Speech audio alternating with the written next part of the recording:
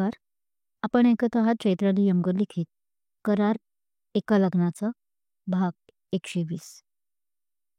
प्रेम करतेस ना अजूनही माझ्या मुलावर? पण आता राजश्री एकदम तिच्याजवळ जात तिची हनोटीवर करत म्हणते.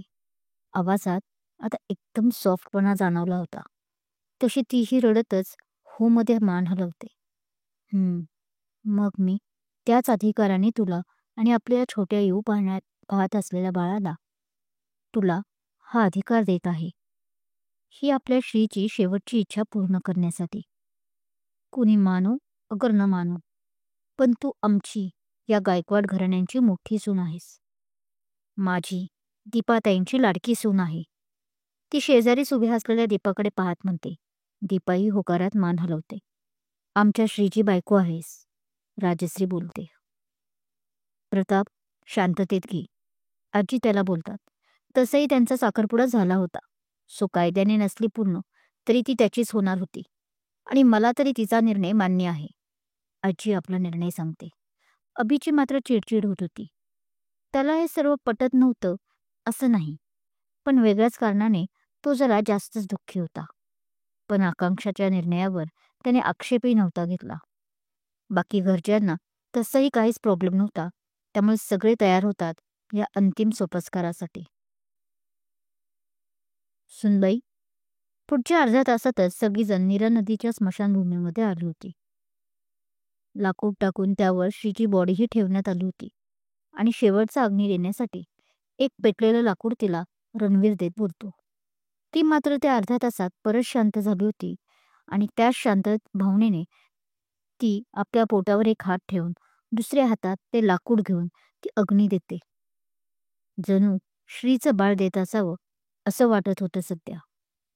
सगळेच आता निशब्द झाले होते. कोणीच कोणाशी न बोलता अग्नी देता माघारी फिरले. पण एकटी आकांक्षा तिथेच थांबली होती, त्या अग्नीकडे कितीतरी वेळ पाहत. रणवीर सर. आता जो तो रणवीर आणि राजवीरचा निरोप घेऊ लागला. वाईट झालं पण काळजी घ्या असं म्हणून. ते दोघे निर्विकारपणे त्यांचे निरोप घेत होते की कर्नल सुभेदारही तिथे निरोप घ्यायला आले. सर, तुम्ही कुठं चाललाय? आपल्याला अजून बोलायचं आहे. पण त्यांना जवळ आलेला पाहून रणवीर बोलतो. हो, मी कुठेच जात नाहीये, कारण मला तुमच्याशी एकट्याशी बोलायचं आहे. प्लीज याला नको म्हणू नका. मगाशी मी ऐकलं, कारण मलाही कळलं आहे की गायकवाड घराण्याची गावात इतकी महती का आहे ते. तुम्ही सर्व एकत्र राहतात अजून, हे पाहून मी धन्य झालो. पण आता मला जी गोष्ट सांगायची आहे ती फक्त आपल्या दोघातच राहावी असं वाटतं. त्यांनी परत विनंतीसाठी हात जोडले. तसा रणवीरचा यावेळी नाईलाज झाला आणि त्याने राजवीरला मी आलोच असं सांगत तो थोडं गावाच्या दूर सुभेदार सरांना घेऊन गेला. जाता जाता तो पाहत होता खूप लोक श्रीला शेवटचा निरोप द्यायला आले होते. काही त्याच्या ओळखीचे तर काही अनोळखी होते. छुटकी, चल निघायचं. बराच वेळ ती शांत उभी होती त्या एकटक अग्नीला पाहत. तसं तिथे आता अभि येत म्हणाला, पण तिचं लक्ष नव्हतं. तसं त्याने हात ठेवला तिच्या खांद्यावर. काय झालं? तिने एकदम शांतपणे म्हटलं, पण तिच्या आवाजात एकदम थंडता त्याला जाणवली. अगं, जायचं आहे, चल. सगळेच पुढं गेलेत. त्याने तरी तिला हळू आवाजात म्हटलं. अभि, मला तुझ्याशी बोलायचं आहे. तोच आता तिथे केतकी आली. ती मघापासून त्या दोघांनाच पाहत होती. रादर ती फक्त आधी आकांक्षालाच पाहत होती असं मी म्हणेन. हो, पण मधून मधून अभिकडेही तिची नजर जात होती. तो एकदाही त्यानंतर तिच्याशी बोलला नव्हता. जसं त्याला आकांक्षा आणि श्रीच्या बाळाबद्दल कळालं होतं तसं. जे तिच्यासाठी खूप शॉकिंग होतं, कारण भाई तिच्या किती जवळ आहे हे अभिलाही चांगलंच माहीत होतं. त्यामुळे तो तिचं सांत्वन करेल, निदान तिच्यासोबत उभा तरी राहील असं तिला वाटत होतं. पण इथं सांत्वन किंवा बोलणं तर सोडा, तो तर तिच्याकडे पाहत सुद्धा नव्हता. आकांक्षा, आलोच, तो बोलला आणि चल म्हणून तिच्या पुढे चालू लागला. तशी तीही चुपचाप त्याच्या मागे आली. ते दोघे जरा दूर गेले. हां, बोला, काय बोलायचं आहे? तो आता हाताची घडी घालून वाहणाऱ्या समोरच्या नीरा नदीकडे पाहत म्हणाला. अर्थात त्याची तिला पाठ होती. तू माझ्याकडे पाहणार सुद्धा नाही का? पण त्याचं असं रुक्ष वागणं तिच्या काळजात चर्र करत होतं. असं काही नाही. तुला अशा अवस्थेत मी नाही पाहू शकत म्हणून पाहत नाही.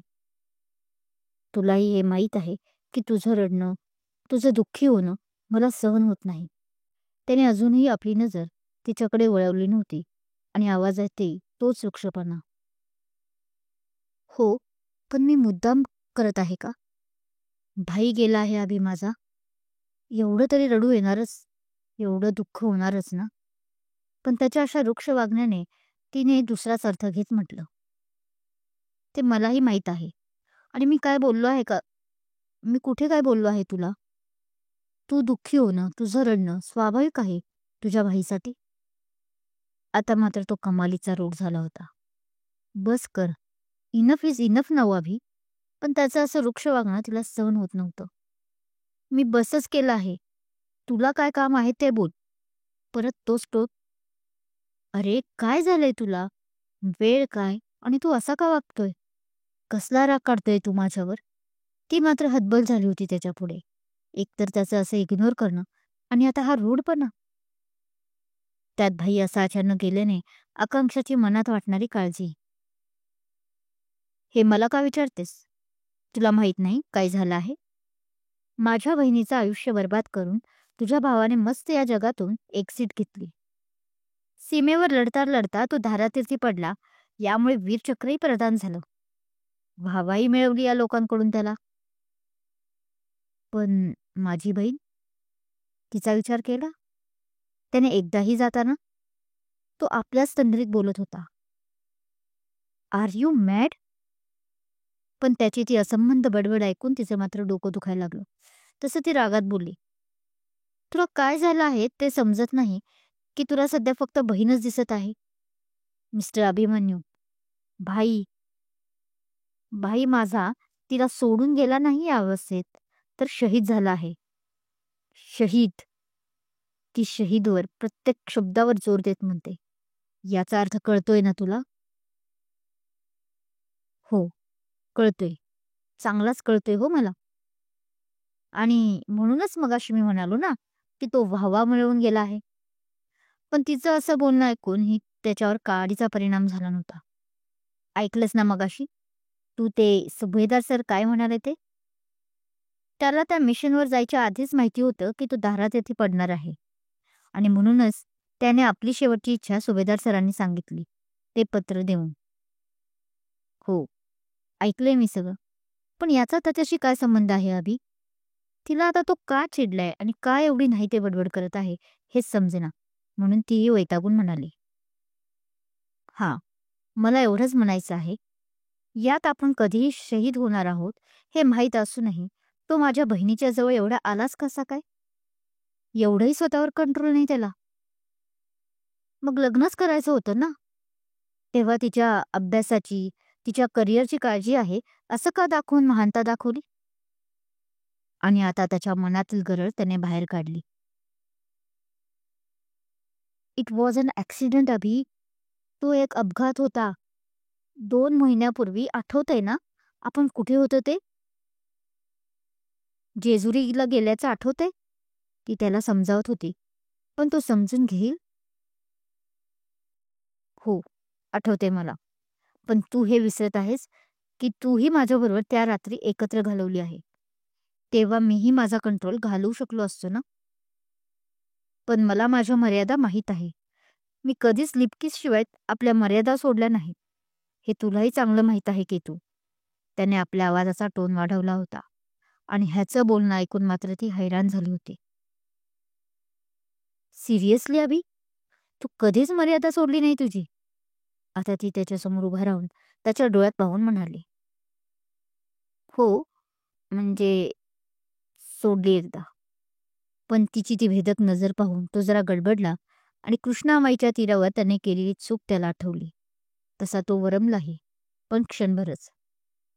पण लगेच मी सावरलोही. तुलाही त्याबद्दल माफी मागितली. त्याने अत्यंत निष्काळजीपणाने म्हटलं. आर यू सिक अभि? तिने डोक्यालाच हात लावला आता आणि पुढे म्हटलं आणि एक परत दीर्घ श्वास घेत बोलायला लागली. हो, मागितली माफी. पण तू नाही मिस्टर अभिमन्यू. मी सावरलं तुला म्हणून तू बाजूला झालास. पण खरं सांगू, तुझ्या त्या सॉरीने मला तसा फरक पडत नाही. तीही आता रूढ व्हायला लागली होती. कारण तो अतिशय विचित्र वागत होता. ॲक्च्युली मला हे कळत नाही की आपण या विषयावर का बोलत आहोत. रादर भाईने काही चुकीचं केलं आहे असं मला तरी वाटत नाही. तो एक नाजूक मुमेंट होता त्या दोघांसाठी. आणि यात एकट्याच भाईची कशी काय चूक? एवढं तर आकांक्षालाही समजत होतं ना. मग तिने का नाही थांबवलं भाईला? आता तिचा सवाल. आणि बाय द वे, त्या रात्रीचं बोलत असशील तर तुला सांगते, तुझ्या मर्यादाही डगमगीत पडल्या असत्या जर तिथे केतन नसता तर. आणि अजून एक, काय म्हणालास मगाशी तू? की भाईने महानता का दाखवली? लग्न करायला होतं राईट? हो, करायला हवंच होते लग्न. पण सपोज कर हं, त्यांचं लग्न आज झालं असतं आणि आत्ताचा हाच प्रसंग आला असता तर? म्हणजेच हीच परिस्थिती ओढावली असती तर? तिचा आता पुढचा सवाल. तर काय? तर दिला असता तिनेही या बाळाला जन्म आणि विधवा म्हणून राहिली असती इतर जवानांच्या बायका जशा त्यांच्या सासरी राहतात तसं.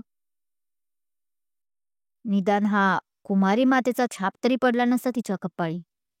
तो रागात बोलत होता. त्यातला कसलंच भान नव्हतं. फक्त त्याचे एवढंच म्हणणं होतं की श्रीने आपल्या भावनांना आवर घालायला हवा होता. पण आता या वेड्याला कोण समजावणार की तो मुवमेंटच तसा होता की कुणाचाही पाय घसरलाच असता. म्हणजे तुला नक्की काय म्हणायचं आहे? हे कुमारी माताचा छाप अँड ऑल काय बोलत आहेस तू? हे कुठून आलं तुझ्या डोक्यात? आणि बाळाला बाईने कधी जन्म द्यावा, कधी नाही, हा तिचा वैयक्तिक प्रश्न आहे, असा विचार तूच एकदा मांडला होतास ना? मग हे आलं कसं डोक्यात? आणि ती विवाहित असती आणि विधवा झाली असती, तरी दुसरं लग्न करण्याचा अधिकार तिला आहे. तिची करडी नजर आता त्याच्या डोळ्यात आर-पार जात होती. ज्याचं जळतं त्यालाच कळतं. तुला काय कळणार आहेत आमच्या भावना? आणि हो, मीच बोललो होतो. पण तो फक्त मूव्हीसाठी मी बोललो होतो. त्याला तिची नजर टोचत होती. आपण चुकून जास्त बोलून गेलो आहोत हेही त्याला कळत होतं. पण शब्दांचे वार झाले होते. ते माघारी तरी घेता येत नसले तरी तो आता सावरण्याचा प्रयत्न करत होता. You you just horrible. त्याचं आता ते ऐकून मात्र ती हैराण तर झालीच, पण वैतागलीही. तिने या अभिवर कधीच, या मेंटॅलिटीचा अभि याआधी कधीच पाहिला नव्हता. सॉरी, पण मी आता तुझ्याशी ना वाद घालायच्या मूडमध्ये आहे, ना काही तुला समजावण्याच्या. आकांक्षा तिकडे एकटी आहे. आपण निघूयात आता. तिने रुक्ष आवाजात म्हटलं आणि त्याचं काही एक न ऐकता आकांक्षाकडे गेली. आकांक्षा अजूनही तशीच उभी होती.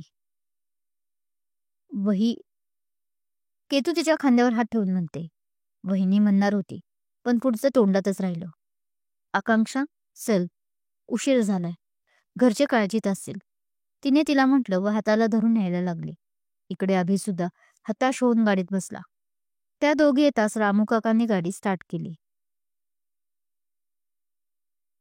पैलवान रणवीर. इकडे घरी सुद्धा सगळे जमा झाले होते. भूक अशी कुणालाच नव्हती, पण तरी थोडं थोडं खाऊन सगळे बसले होते.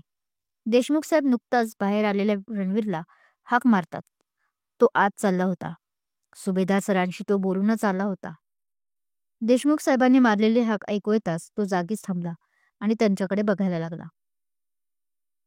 आम्ही आकांक्षाला घेऊन जातोय. आणि हो, हे बाळ या जगात येणार नाही. आम्हाला तिचं करिअर घडवायचं आहे. तिला अशा जबाबदारीत नाही फेकून द्यायचं. शिवाय लोक काय म्हणतील? कोण करणार तिच्याशी परत लग्न जर या बाळाला जन्म द्यायचं ठरवलं तर? त्याने बघताच देशमुख घडाघडा बोलायला लागले. आम्ही पाहतो ना तिचं. तुम्ही काळजी करू नका. पण प्लीज प्लीज आमच्या श्रीची ही शेवटची निशाणी आहे. तिला असं आमच्यापासून दूर नका करू. तोच दीपा देशमुख साहेबांसमोर हात जोडत बोलते. सोबत राजश्री आणि राजवीरही होते. त्यांचं बोलणं ऐकून खरं तर शॉकमध्ये होते सगळे. पण रणवीर काहीच बोलत नाही हे पाहून दीपा बोलायला लागली. काय पाहणार आहात तुम्ही? बाळाला जन्म द्यायचं म्हणजे शिक्षण थांबवावं लागेल. आणि शिक्षणच नाही तर करिअर कुठून? आपण हे लग्न पुढे ढकललं होतं कारण हेच होते ना. आणि मग आता तुम्ही दिलेला शब्द कसा काय फिरवत आहात? देशमुख साहेबांचा आवाज चढला होता आता. देशमुख साहेब, आम्ही आमच्या शब्दांना पक्के आहोत. आम्ही अजूनही त्याच ठाम मतांवर आहोत. आता रणवीर त्यांचा चढता आवाज पाहून मध्ये पडला. त्याला नव्हतं आवडलं असं देशमुख साहेबांनी दीपाला बोललेलं. रादर घरातल्या कुठल्याही व्यक्तीला ते बोलले असते तरी रागच आला असता. आणि तुम्ही म्हणत आहात बाळाला या जगात आणायचं की नाही, तो निर्णय खरं तर आकांक्षा आणि श्रीचा होता. पण श्री नाही आमचा आता. पण आकांक्षांना तो निर्णय घेण्याचा पूर्ण हक्क आहे. त्यांनाही हे बाळ नको असेल तर आमचीही हरकत नाही. तो अगदी होऊन बोलत होता. घरातलं पहिलं नातवंड. खरं तर श्री असता तर रणवीरने या बाळाला येऊच दिले असते. मग कितीही श्रीने नकार दिला असता तरी. पण वेळ आता वेगळी होती. त्या लहानग्याचा बाबाच या जगात नव्हता. अहो पण दीपा मध्येच पडत बोलते.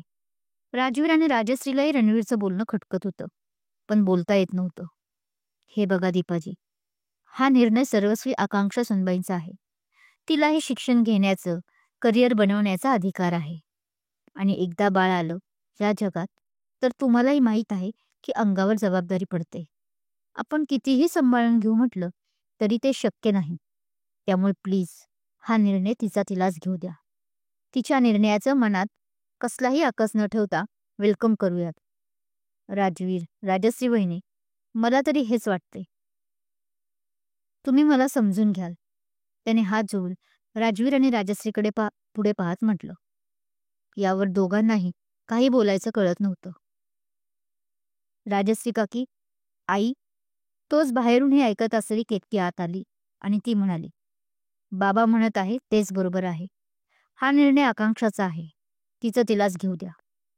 उद्या भाई असता आणि त्यानेही आत्ताच बाळने येऊ द्यायचा निर्णय घेतला असता तर आपण केलाच असता ना सपोर्ट. मग असंच आत्ताही समजा की तिच्या निर्णयात भाई बोलत आहे आपला. ती त्या तिघांना बोलते. आणि तसंही कुमारिका आई, विधवा आई असं समाजाने तिला टोचून टोचून मारून टाकलं तर? नकोच ते सर्व.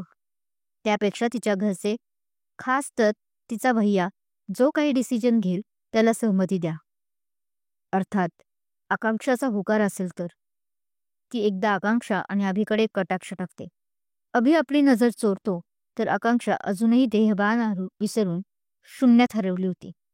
केतू मग नकारात मान हलवते आणि आपल्या खोलीत निघून जाते. काय वाटतं, आकांक्षा काय निर्णय घेईल? अभिमन्यूचं जे वागणं होतं आत्ताचं, त्याबद्दल तुम्हाला काय वाटतं? कमेंट करून नक्की सांगा. तुमच्या कमेंट्स ऐकायला मी उत्सुक आहे. कथा आवडत असल्यास नेहमीप्रमाणे लाईक करा, कमेंट करा, शेअर करा आणि हो, चॅनलला सबस्क्राईब करून मला सपोर्ट करा. थँक्यू.